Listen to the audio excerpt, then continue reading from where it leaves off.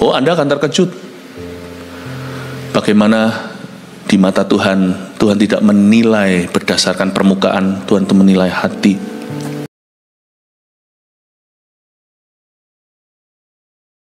Hari ini saya merasakan suatu aliran.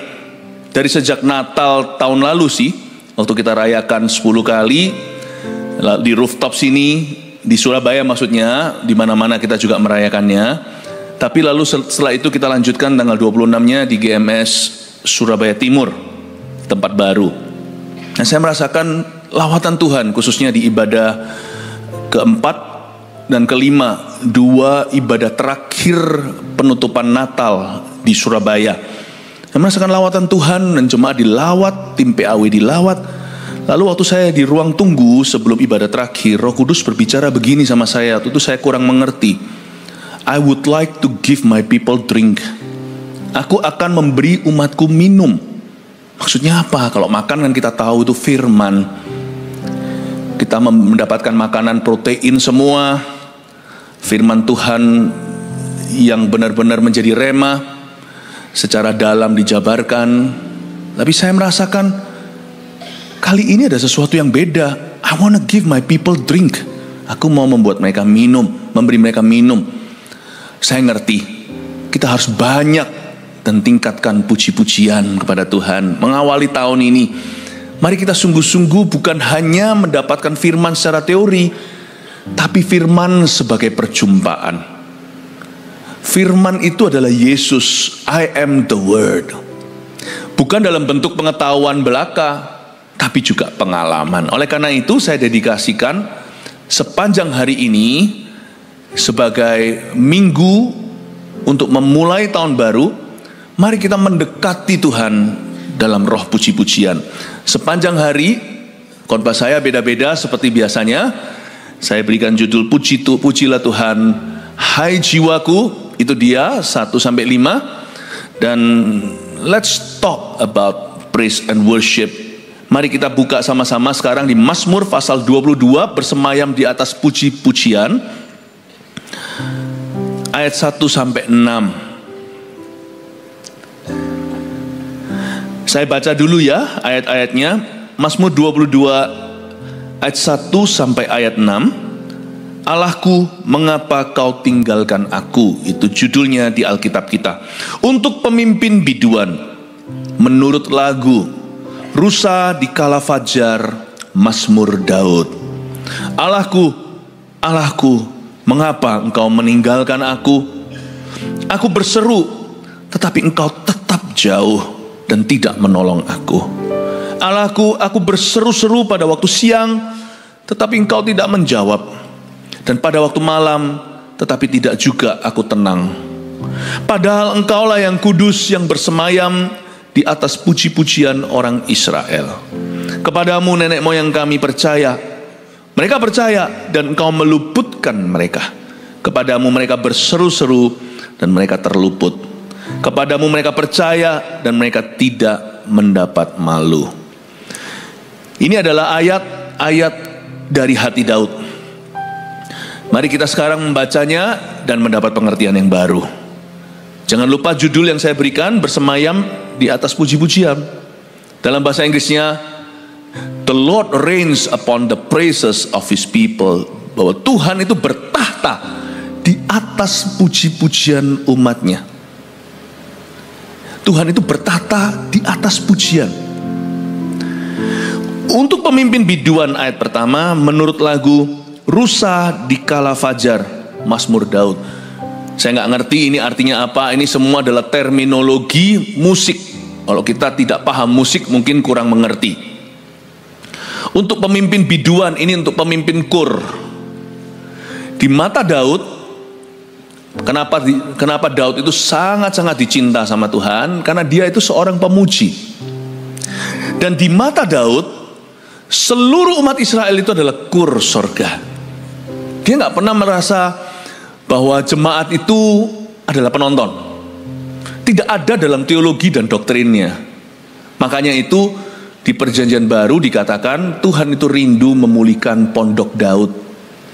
Kisah para Rasul Di khotbah-khotbah rasul yang pertama, khotbah-khotbah pertama rasul-rasul saat itu, dia berkata, bukankah Tuhan rindu memulihkan Pondok Daud?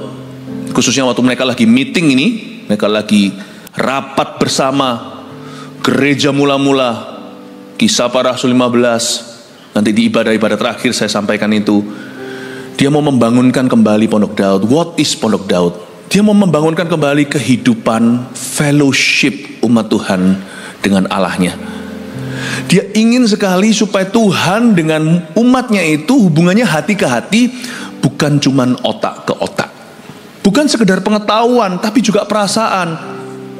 Kerap kali kita diberitahukan kalau sama Tuhan itu jangan perasaan, jangan pakai perasaan. Yang penting itu kebenaran. Loh, saya setuju, tapi sang kebenaran itu orang. Bukan orang sih, pribadi. Tuhan itu personal. Coba bayangkan kalau orang lagi pacaran, ya kan? Oke ya, sudah ya. Oke, sekarang 1, 2, 3, aku pegang tanganmu. Oke, 1, 2, 3, aku kecup pipimu. Kan nggak begitu. Tuhan mencipta perasaan itu juga untuk digunakan dalam hubungan, khususnya dengan Tuhan. Makanya kasihlah Tuhan Allahmu dengan segenap hatimu dulu, sebelum dengan akal budimu dan sebagainya. Gereja-gereja karismatik seringkali dituduh terlalu pakai feeling, not true. Asal pengajaran kita, pengajaran yang solid. Asal doktrin yang diajarkan itu firman. Asal firman yang dibagikan itu dijelaskan. Saya rasa di gereja kita firman tidak dangkal-dangkal kok.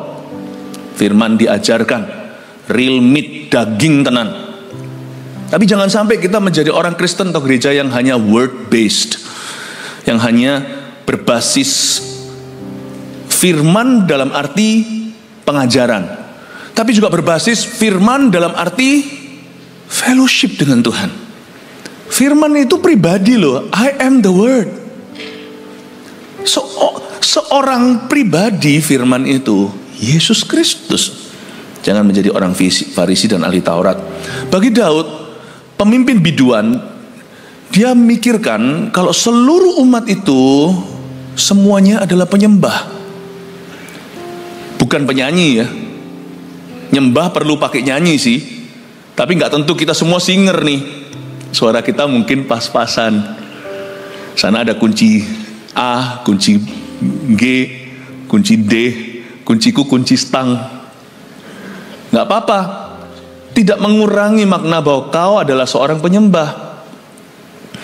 Untuk pemimpin biduan menurut lagu Rusa di Kala Fajar, Daud membayangkan dia itu dan umat Tuhan itu rusa di pagi hari.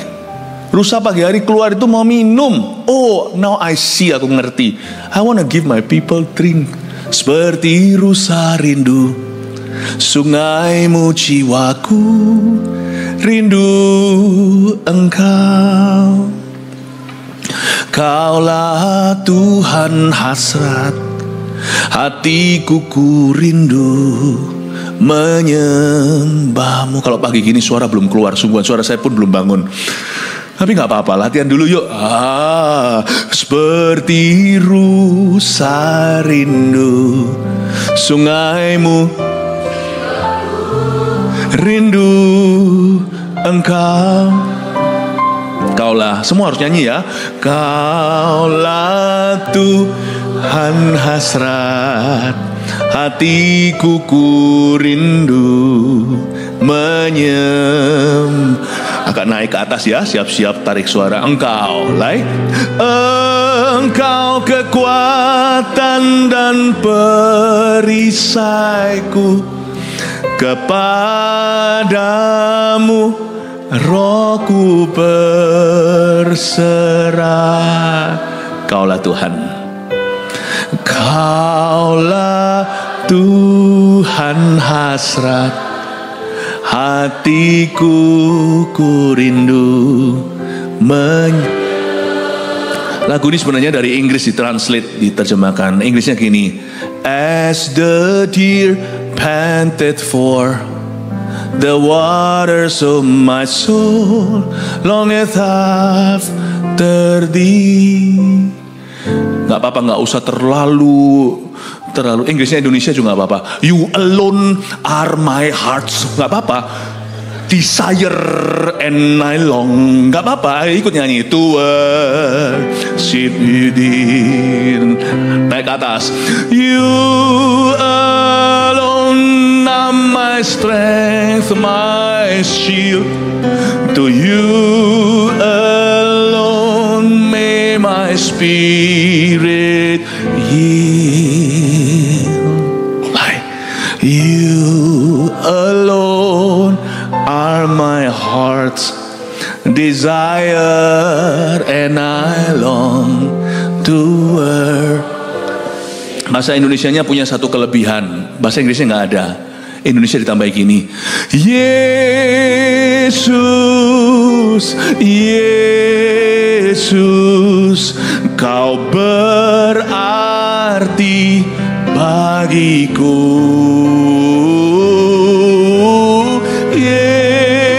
Yesus, Yesus, kau segalanya bagiku. Oh, beri tepuk tangan untuk jemaat, suaranya merdu sekali. Inilah indahnya penyembahan korporat. Secara individu mungkin suara kita sumbang, tapi waktu digabung semuanya harmoni. Nggak terdengar itu yang nggak enak atau yang lebih enak. Makanya kalau kita di dalam gereja nyanyi, ikut nyanyi. Karena Tuhan itu tidak menerima persembahan bersama-sama. Persembahan hidup itu satu persatu. Tapi kita kumpul sama-sama untuk saling melengkapi. When you worship, worship together, but worship from your heart. Rusa di kala fajar itu, dia membayangkan dirinya seperti rusa yang minum di pagi hari. Fajar menyingsing, ya kan? Mari kita lihat ayat 2. Allahku, Allahku, mengapa engkau meninggalkan aku? Ini bukan berarti Daud menuduh. Ini perasaan dia sejujurnya. Tuhan, kenapa engkau meninggalkan aku? Dia rasa jauh dari Tuhan. Aku berseru tetapi engkau tetap jauh dan tidak menolong aku. Sekali lagi, Daud tidak menuduh. Ini perasaan kita yang sejujurnya ketika kita dalam masalah atau ketika kita mengalami kekeringan rohani. Bahkan ketika kita tidak dalam sebuah problema, cenderung hati ini kering kerontang kalau kita jarang berdoa. Suatu hari sore-sore gitu, saya lupa kapan, padahal saya termasuk seorang yang kehidupan doanya ngaku-ngaku ya enggak enak ya. Kehidupan doanya kuat gitu ya enggak enak. Tapi kehidupan doanya ada. Tapi mungkin hari-hari itu saya lagi sibuk sekali. Kalau saya masuk ke hadirat Tuhan itu terkesan untuk terburu-buru, cepat mau keluar karena pekerjaan banyak. Meskipun pekerjaan saya adalah pekerjaan pelayanan. Anda bisa pelayanan tapi kehilangan kasih mula-mula. Saya tidak kehilangan kasih mula-mula, cuman hati saya itu diburu-buru. Jadi tanpa saya sadari minggu itu tuh saya melakukan rutinitas saya, tidak saya kurangi. Saya setiap bangun tidur selalu berbahasa roh, mesti 40 menit. Lalu baca Alkitab sekian pasal, itu nggak bisa ditawar lagi. Itu sudah jadi robotik buat saya. Tapi perasaan saya itu tanpa saya sadari menjauh. Bukan menjauh karena saya nggak suka sama Tuhan, tapi karena kesibukan. Lalu suatu hari saya lupa di tengah-tengah minggu itu, setelah 1 mingguan begitu, saya kok rasa seperti perasaan depresi. Perasaan ya, saya nggak ngalamin depresi. Perasaan depresi berat gitu, rasanya kayak kering dan kudu mau bete terus kudu mau bad mood, rasanya kayak apa ya simple sekali. Dibutuhkan seharian sampai sore baru saya menyadari. Tiba-tiba Roh Kudus berbicara dengan lembut seperti suara sepoi-sepoi basah dalam hati. Fellowship with me. Kaget saya. Bersekutulah dengan aku. Fellowship with me. Saya berkata, hah? Maksudnya kan aku selalu bersekutu dengan Tuhan. No. Roh Kudus bicara lagi sepoi-sepoi basah. Anda tidak akan tahu tuh Roh Kudus berbicara kecuali kalau hatimu tenang. Fellowship with me. Bersekutulah dengan aku. Aduh, saya masuk hadirat Allah. Iya kan? Saya bukan orang cengeng ya. Sulit buat saya nangis sungguhan. Dan waktu saya masuk ke hadirat Tuhan itu belum 5 menit langsung saya berkata, aku baru menyadari kok nggak ngerti-ngerti. betapa keringnya hatiku, haus dan lapar aku. I want to drink. Aku mau minum seperti rusa di kala fajar. Waktu saya masuk hadirat Tuhan itu cair, Bapak Ibu. Semua masalah saya seolah selesai di mesbah pujian, padahal lagu pun belum selesai satu. Itu pun saya nggak pakai gitar apa, saya hanya pakai apps, nyalain, saya nyembah, baru dengar berapa lirik langsung wah. Ternyata banyak masalah nggak bisa diselesaikan dengan doa. Jenis ini nggak bisa diusir hanya dengan doa, tapi dengan doa dan pujian. Jenis apa? Kering kerontang di hatimu itu. Fellowship with me. Bersekutulah dengan aku. Meskipun mungkin kita punya saat teduh tidak bolong-bolong, peperangan rohani tetap jalan, pelayanan tetap rajin, semua ministry tetap giat. Tapi bahkan seorang pendeta pun, kita pun bisa hatinya itu, masuknya itu tidak penuh dalam hadirat Allah. Saya bicara tentang perasaan kita mesti ngikut. Allahku, Allahku, kata Daud, mengapa engkau meninggalkan aku? Aku berseru tapi engkau tetap jauh dan tidak menolong aku. Allahku, aku berseru-seru pada waktu siang, ayat 3, tapi engkau tidak menjawab. Siangnya rasa, bukan siang jadi kenangan, malam jadi impian. Siang itu kok rasa kering kerontang, malam tidak juga aku tenang. Ada apa ya? Kuncinya di ayat 4. Padahal engkaulah yang kudus yang bersemayam di atas puji-pujian orang Israel. Kata padahal di situ bisa misleading, bisa membuat kita salah ngerti. Padahal engkau ada di sana, tapi kenapa engkau nak mau temui aku? Padahal kamu ada di rumah, tapi kenapa kamu nggak buka pintu? Padahal kamu ada di situ, kenapa nggak angkat telepon? Padahal itu bisa negatif konotasinya. Padahal di sini juga artinya ternyata. Aku berseru-seru, mungkin Daud dalam masalah. Mungkin dia nggak ada masalah malahan. Mungkin dia nggak ada masalah, tapi hatinya perlahan-lahan menjauh karena kesibukan. Lalu di ayat 4, ternyata ini yang aku butuhkan. Padahal di situ artinya ternyata. Ternyata engkaulah yang kudus yang bersemayam di atas puji-pujian orang Israel. Ternyata ini loh yang aku butuhkan. Aku tidak realize dari tadi. Aku tidak sadari seminggu ini. Ternyata yang aku perlu lakukan hanyalah memuji Tuhan. Simple bukan? Ternyata engkaulah yang kudus yang bersemayam di atas puji-pujian Israel. Tahukah jemaat yang terkasih, bahwa tidak ada pengganti atau substitusi dalam hidup umatnya untuk memuji Tuhan? Anda tidak bisa ganti itu dengan puasa. Anda tidak bisa ganti itu dengan baca Alkitab sebanyak-banyaknya. Anda tidak bisa ganti itu dengan sekedar berbahasa lidah, berbahasa roh, atau bahkan peperangan rohani berdoa syafaat. Ternyata engkau bertata di atas pujian. Aku kok nggak cari ke sana. Ternyata kau ada di situ. Why? Karena waktu kita memuji, waktu pujian dinaikkan, roh kita itu dinaikkan bersama dengan pujian itu. Your spirit is lifted up. Oh, ngerti aku sekarang. Makanya langsung dia berkata, kepadamu ya Tuhan nenek moyang kami percaya. Mereka percaya dan engkau meluputkan mereka. Daud ngerti sekarang. Kuncinya di ayat 4 sebenarnya. Ayat-ayat yang kita baca, ayat emasnya itu ayat 4. Kepadamu nenek moyang kami percaya. Mereka percaya engkau meluputkan mereka. Kepadamu mereka berseru-seru dan mereka terluput. Kepadamu mereka percaya, mereka tidak mendapat malu. Ternyata di sini, ternyata engkaulah yang kudus yang bersemayam di atas puji-pujian orang Israel. Apa artinya bersemayam di atas pujian? Artinya, waktu kita memuji Tuhan dengan segenap hati, tidak terburu-buru hati atau tidak terpengaruh kanan kiri. Dan juga jemaat tidak boleh bergantung atau bergantung hanya pada pelayan PAW. Sana aja yang nyanyi, aku menikmati. Atau bisa jadi malah kebalikan. Kami yang menilai hari ini WL-nya bagus enggak. Oh, itu bukanlah spiritnya pemimpin biduan. Karena Alkitab mengatakan di sini, Daud memandang bahwa semua jemaat itu adalah tim PAW-nya. Nggak bisa.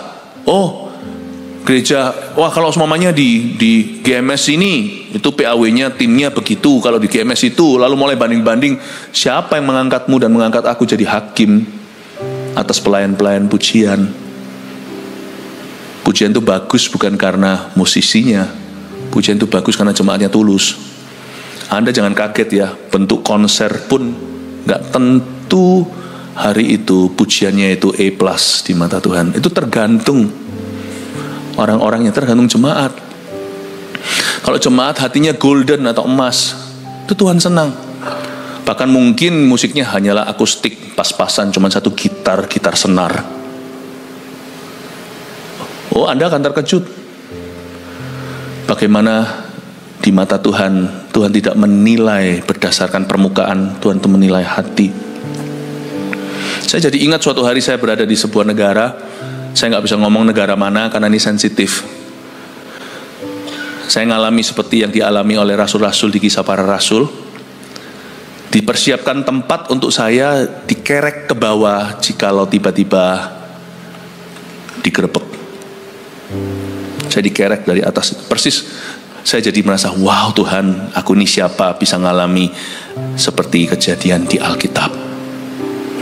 Itu ribuan orang kumpul, 3.000 tepatnya. Satu kota hanya boleh utus 2 hamba Tuhan. Itu mewakili berapa kota? Saya masih ingat kok, musik tidak bisa lengkap karena mereka datang pun tidak janjian, semuanya itu tidak ada, semua hanya datang walk in. Saya mengingat kok masa itu. Waktu saya naik ke atas panggung di sini, panggung, saya melihat 3.000 di depan saya, leader semua pastor, semua pemimpin. Musik pas-pasan, pokoknya secomot-comotnya ada. Oh ternyata di sini ada, ini ada itu. Ada tim yang datang juga dengan saya sih dari negara lain yang bantu. Tetapi pada waktu saya mulai memuji Tuhan, ya ampun, baru jereng itu suara langsung seluruh ujung ke ujung. Tak ada satu orang pun buka mata, karena ini adalah tempat yang dianiaya. Tak seorang pun tutup mulut. Semua nyanyi bak choir sorga, merinding itu. Doa baptisan Roh Kudus di sana, karena ternyata mereka semua belum ngerti terlalu banyak Roh Kudus itu karyanya seperti apa. Mereka sudah diselamatkan karena mereka sudah punya pengetahuan yang benar tentang Yesus Kristus, tapi mereka belum mengalami sepenuhnya karya Roh Kudus. Saya ingat kok, saya nggak banyak bicara tumpang tangan, nggak mungkin satu persatu ini sampai kapan? Wong kita kebaktian aja was-wasan. Saya cuma mengangkat tangan saya begini, tangan kanan saya cuma terangkat gini, wush, dari ujung ke ujung berbahasa lidah pertama kalinya. Itu merinding, tidak ada yang stop. Musik mulai berhenti pun mereka tidak stop. Dari ujung ke ujung worship. Saya berkata, jangan kau heran suatu hari Anda akan lihat ada negara-negara tertentu akan menjadi kebangunan rohani Kristen terbesar di sejarah akan ada di sana. Karena Tuhan melihat setiap hati itu sungguh-sungguh menyembah. Indonesia punya musisi yang luar biasa. Menurut saya musik itu, kalau entertainer apalagi, itu 2 negara ini dahsyat, Indonesia dan Filipina. Rata-rata semua orang pegang gitar, nggak usah belajar, langsung bisa main. Di jalanan pun pernah dengar nggak orang kalau ngamen itu pinter-pinter loh. Dan kalau mereka tahu, mereka melihat kita, misalnya kita di ngemper di jalan mana, kita makan gitu. Karena saya pernah, kita doa dulu sebelum makan, mereka lihat, street smart, langsung berubah dari lagu dangdutan ke lagu gereja. Supaya dapatnya bukan cing tapi ban. Pinter tuh. Indonesia, Filipina, bakat-bakat. Beberapa teman saya orang Filipin, gitar itu diambil dan langsung belajar. Oh gini, pendengaran kita itu tiada duanya di seluruh dunia. Saya bisa nyanyi pakai kunci apapun juga. Keyboardis di belakang saya, Bapak Pito ini langsung kesetrum ke kunci itu. Waktu saya di Taiwan, saya pindah kunci, stres mereka. Mana mereka buka halaman, mana ini itu, nggak tahu gimana mengikutinya. Tapi pada waktu di Indonesia nggak ada masalah. Kita memang musically talented. Tapi hati kita jangan pernah malas. Mulut kita juga waktu menyembah Tuhan. Ada orang-orang tertentu di negara tertentu, alat musik tiada. Mereka nyanyi itu hanya satu-satu senjata. Their mouth. Cuman mulutnya. Alat musik yang paling primitif. Jikalau di negara tertentu pakaian primitif itu kotekah, alat menyembah yang paling primitif. Loh, sumbernya hati, I know. Tapi alatnya adalah instrumen cuma satu. Your mouth. Your voice. Suaramu. Ini penting sekali. Kenapa saya ajarkan ini? Di awal tahun lebih baik saya ajarkan, saya setting tuning dulu. Saya tahun ini biarkan sepanjang hari ini saya tuning dulu jemaat untuk punya fellowship yang mantap dengan Tuhan. Ini tahun masih Januari nih, kita masih jalan sampai Desember. Mendingan kita bangun fellowship dulu dengan Tuhan Yesus. Dan jangan lupa besok kita akan di kaki Tuhan. Kalau hari ini judulnya pujilah Tuhan hai jiwaku, besok berkatilah Tuhan. Bless the Lord, oh my soul. Berkatilah Tuhan, hai jiwaku. Besok breakfast with God. Datang pagi di sini. Kita cium kaki dulu. Cium kaki Yesus dulu. Lihat pujian, lihat persembahan kita. Kita mau sungguh-sungguh menyenangkan hati Tuhan. Dan kita mau menaburkan kehidupan kita dan apa yang berharga untuk pekerjaan Tuhan. Saya percaya kalau kita tuning dulu dengan benar, sepanjang tahun ini jalan kita akan selalu berada di poros kehendak Allah. Yang percaya kasih tepuk tangan untuk Tuhan. Saya jelaskan dulu, padahal engkaulah yang kudus yang bersemayam di atas puji-pujian orang Israel. Artinya bersemayam di atas pujian itu artinya ketika kita memuji Tuhan, Tuhan itu bertahta di atas pujian kita. Tuhan itu bertahta di atas pujian itu. Dan waktu Tuhan bertahta di atas pujian kita, masalah kita nggak selesai, nggak langsung instan. Tapi hati kita selesai. Pernahkah Anda masuk ke hadirat Allah ketika misalnya terjadi pertengkaran, cekcok sekeliling Anda, hati Anda gelisah, atau ada sesuatu terjadi, rasanya hati ini nggak beres-beres, atau hati ini terseret-seret, terbawa di dalam masalah. Saya nggak tahu harus mulai dari mana. Pernahkah Anda merasa hidup kita itu seperti tali kusut yang nggak tahu mulai dari mana kita harus memperbaikinya? Tapi waktu kita menyembah Tuhan, pelong.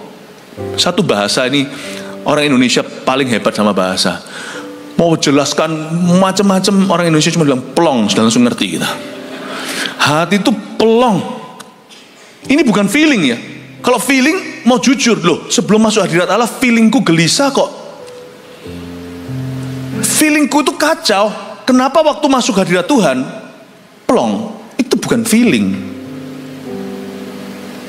Itu kesaksian roh bahwa Allah sudah bertahta di atas masalahmu. Tunggu saja tanggal mainnya, semua akan indah pada waktunya.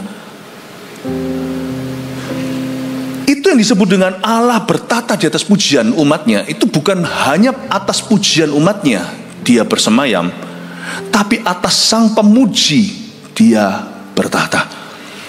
Saya pakai bahasa Inggrisnya ya. God reigns upon the praises of his people. Itu juga berarti God is reigning upon the praisers.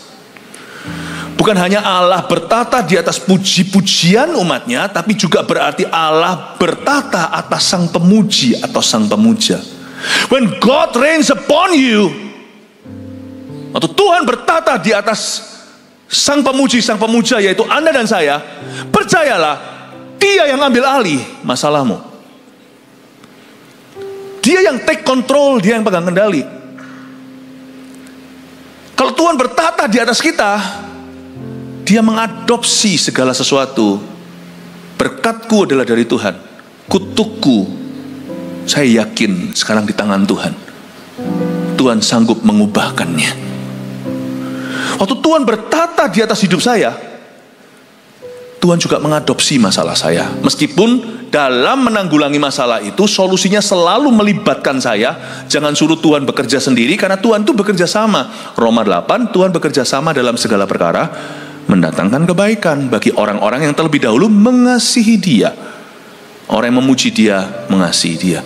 Tuhan bekerja sama. Tetapi kalau Tuhan sudah bertata di atas pujianku, Tuhan bertata di atas hidupku, kerajaannya sudah datang, kehendaknya akan jadi. Amin Bapak Ibu Saudara. Itu maksudnya. Waktu saya renung-renungkan ini, saya sendiri pun dapat berkat bahwa yang kudus itu bersemayam di atas pujian orang Israel, berarti dia bersemayam di atas orang Israel. Ketika saya memuji Tuhan, pertama-tama dia itu ditinggikan lewat pujian saya, tapi kemudian dia akan bertata atas hidup saya.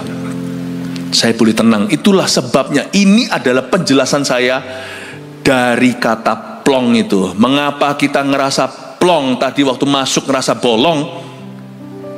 Itu karena di dalam roh kita waktu kita memuji ada kesaksian iman. Cuman kita nggak bisa membahasakan. Dibutuhkan seorang pengajar untuk bisa tata dalam kata-kata hingga Anda berkata, itu maksudnya, betul itu.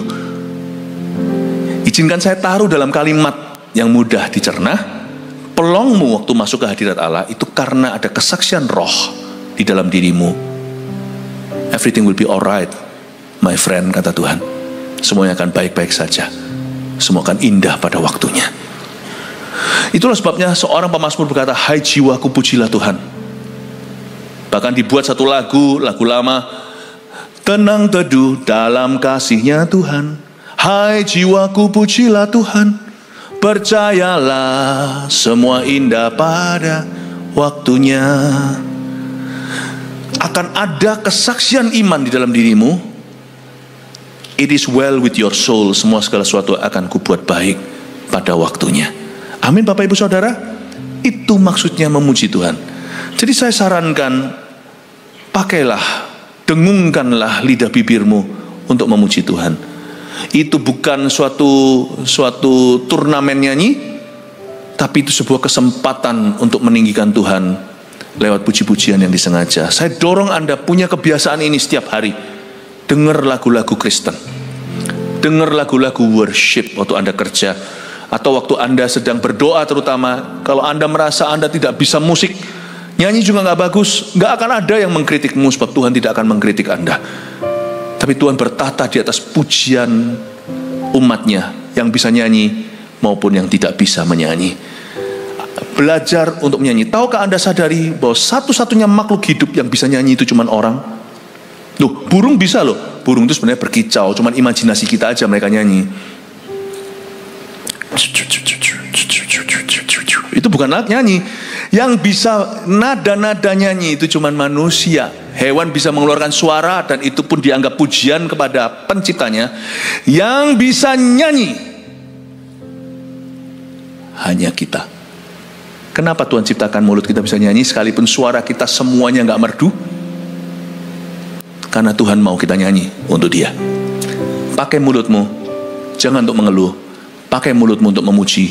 Pakai mulutmu untuk menyembah. Baik secara korporat waktu di gereja, maupun secara individu di dalam privat. Pakai lidah bibir Anda untuk mengeluh-elukan dan mengagungkan pekerjaannya. Amin Bapak Ibu Saudara.